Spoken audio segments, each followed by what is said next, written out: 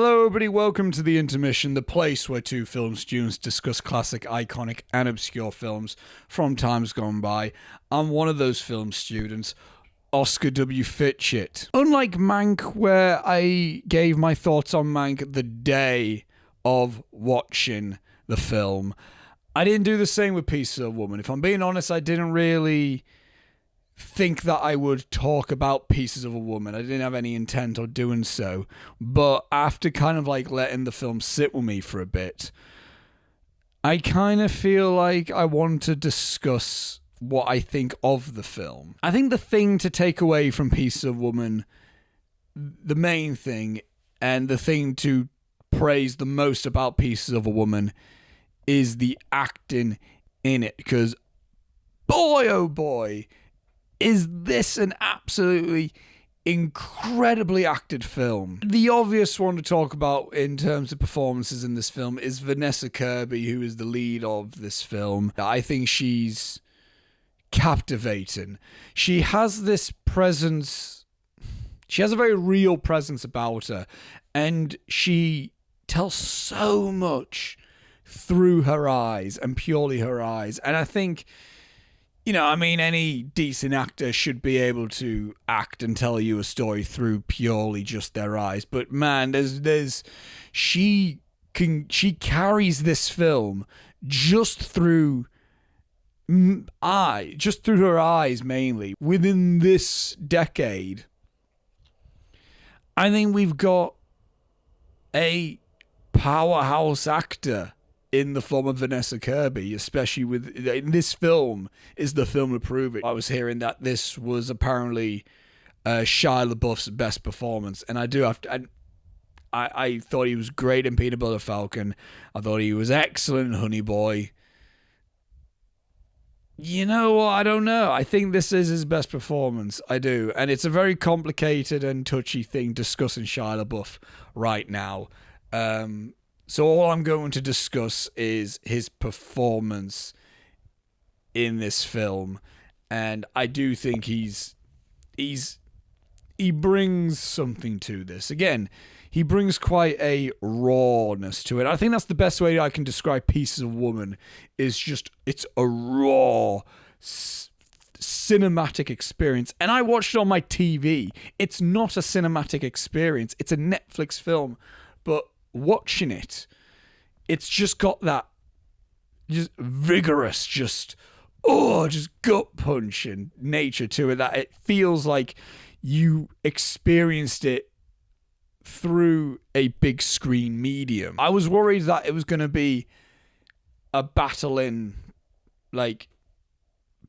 of the presences. I was worried that Vanessa Kirby was going to try to give this powerhouse performance, and Shia LaBeouf was going to try to give this powerhouse performance, but it really isn't. Vanessa Kirby is the powerhouse in this film, even though she has a lot of quieter, subtler moments as well, but she's the powerhouse, where Shia LaBeouf is the calm.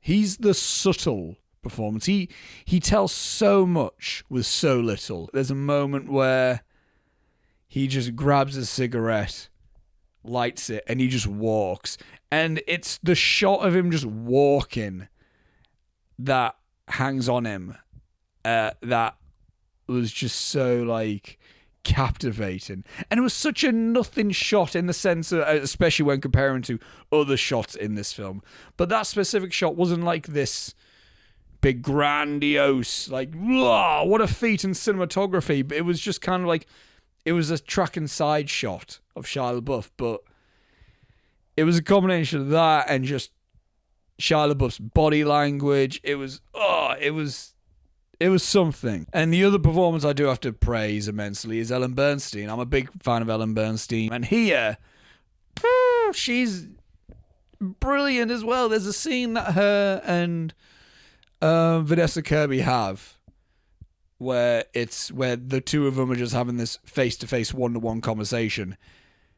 And I think in any other situation, with any other actors, with any other type of direction, that scene could have been very melodramatic and very just, Oscar baity. But I think The directing helped to prevent that, and I think the performances also helped to prevent that. And there's a scene between Vanessa Kirby and Ellen Bernstein, which is just... It's, again, I'm going to use that word again, it's raw. It's just, yeah, it's passion. It's investment. It's acting. It's the raw emotion that I think so many performers get in for. And this is an actor's film. But in terms of the cinematography, the framing, man, I'm not going to ruin the scene, even though I think it's like it's known what the scene is, but it's early in the film, and it's a simulated one take. I doubt it's a actual oneer, and I'm a sucker for a one take. Anyone who knows me knows I love me a long shot, or something that looks like a long shot, and there's quite a lot in this. Like, this film has a lot of just long shots, allowing the actors to just act. The camera's constantly moving.